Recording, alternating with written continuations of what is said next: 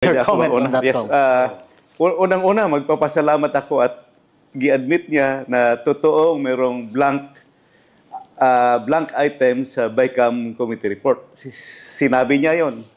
While yung iba niyang kasama doon sa BICAM really denied, no? I can count on 4 na nagsabing walang 3 or 4 na walang blanco. But you heard it from her, sinabi niya may mga blanco. At sinabi niya na may predetermined amount. Okay, ang sagot ko yan, kung may determined amount, bakit hindi nyo sinulat sa blanco? Bakit blanco pa rin? At saka yung sinabi niya, technical staff are authorized to make the necessary corrections. Kung titingnan mo yung omnibus motion, and I think she signed that omnibus motion.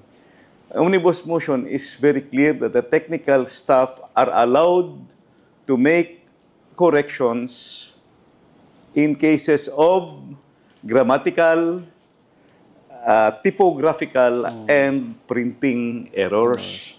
Yung pag-fill up nung blank item, that is not anymore grammatical or typographical. You are practically putting a substantial amount in what could have been 0 or blank.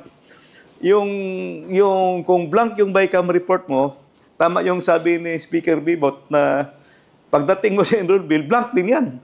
Kasi you have to faithfully comply or copy with what is written there sa ratified version ng House. So, maganda ngayon at sinabi nila at sinang-ayunan yung sinabi na may blanco nga sa BICAM. Pero mali yung sinabi na ministerial corrections, that can never be because the technical staff are only authorized to make typographical, grammatical, and printing errors. Correct. Thank you, Congressman.